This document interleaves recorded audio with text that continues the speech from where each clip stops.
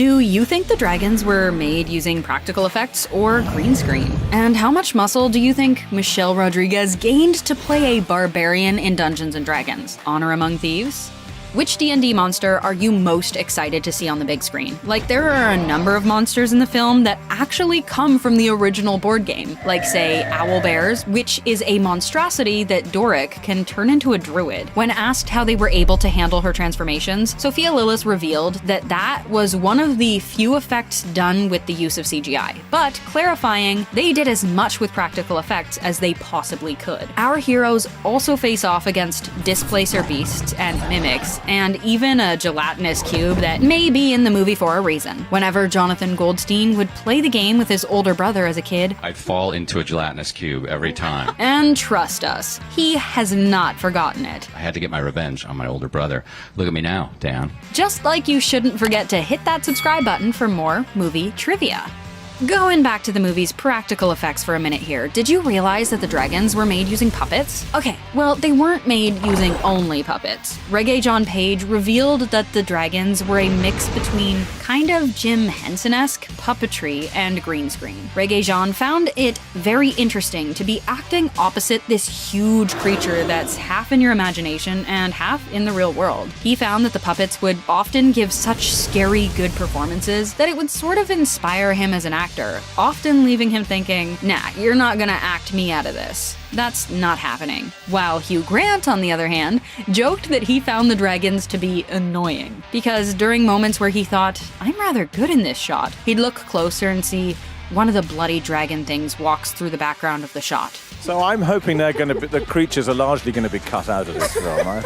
But the costumes for this movie were no laughing matter. They had to be made perfectly, because many of these characters would be wearing the same thing throughout the entire filming process. And like most of the cast didn't really have a problem with that, but Sophia Lillis had to deal with some major wardrobe malfunctions. She had to wear 2 corsets at all times, and any time that she needed to get out of it to go to the bathroom, it took like a good 40 minutes. The only part of her costume that was done using CGI was her tail. Otherwise, it was all real. Sophia had to wear a wig with a metal bit underneath, and her magnetic horns stuck out through holes in the wig. And her ears were prosthetics, and they would sort of get in her way whenever it came time for her to perform her stunt work.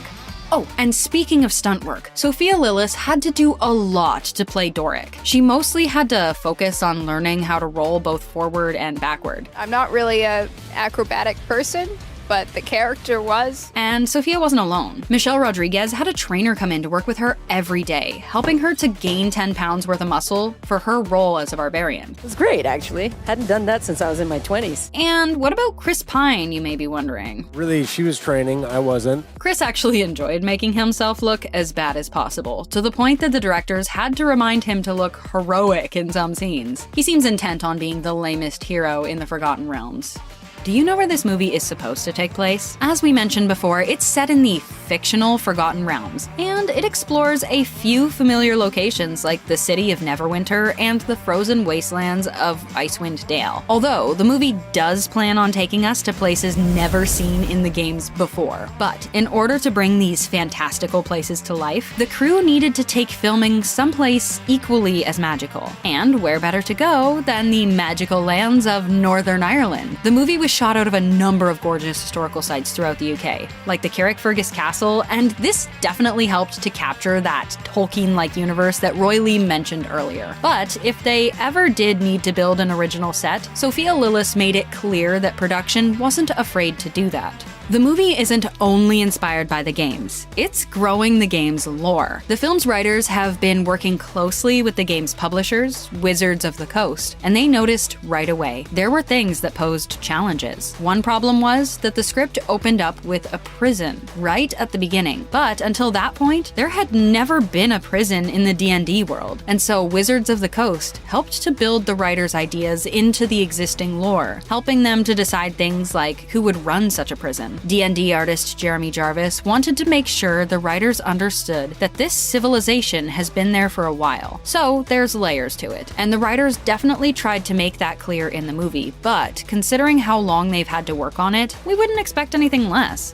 These characters are not your average heroes. Co-director Jonathan Goldstein wanted to tell a story set in a fantasy environment, using characters who were not superheroes. Instead, he wanted all of them to be incredibly flawed. This would do a better job of making the movie feel like the board game, because when you play D&D, you roll your character's characteristics, and you don't always get a 20. As he put it, Some of these guys have clearly rolled like a 4. but that doesn't mean they stay that way. Over the course of the movie, they level up. Jonathan may be trying to distance the movie from superheroes, but his description definitely makes sense with the way that producer Roy Lee put it. A Guardians of the Galaxy tone movie in a Tolkien-like universe. Now, we wonder how many of our stars were familiar with the universe before being cast in it.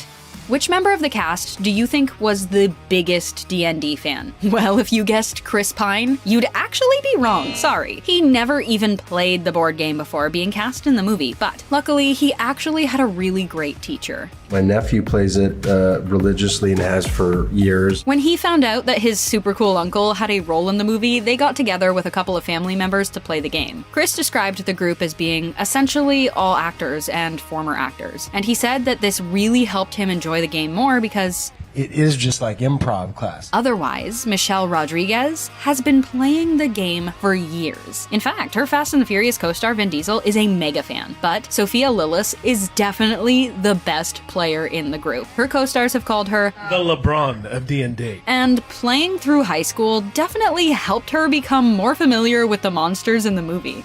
Oh, that funny Hugh. It's a good thing he has a sense of humor because that's a big part of the reason why he's here. To most of the cast in Dungeons & Dragons, Honor Among Thieves makes sense. Chris Pine has served as the leading man to the franchise like Star Trek and Wonder Woman before, and Sophia Lillis has been a huge fan of D&D since high school, which may explain why she was willing to put up with so much for the role. But what about someone like Hugh Grant, who's not only unfamiliar with the game, well, he's also avoided appearing in big franchises for years now. Even he'd tell you that when he first heard he was being considered for a role in the new Dungeons & Dragons movie, the only thing he thought was, I don't think so. But when he actually sat down to read the script, he found that the big appeal of the movie was the fact that it genuinely made him laugh.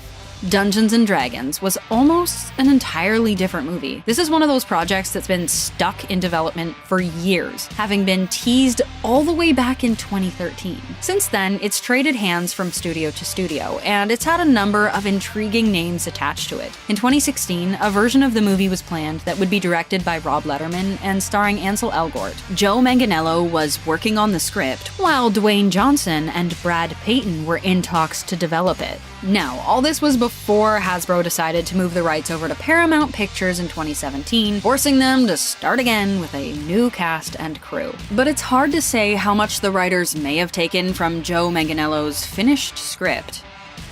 The movie we got may not have been the movie that was planned, but you can see the passion that this cast has for the source material. Which part of the game are you most excited to see on screen? Or what do you think was handled the best? We love to hear your thoughts, so don't forget to make them heard down below.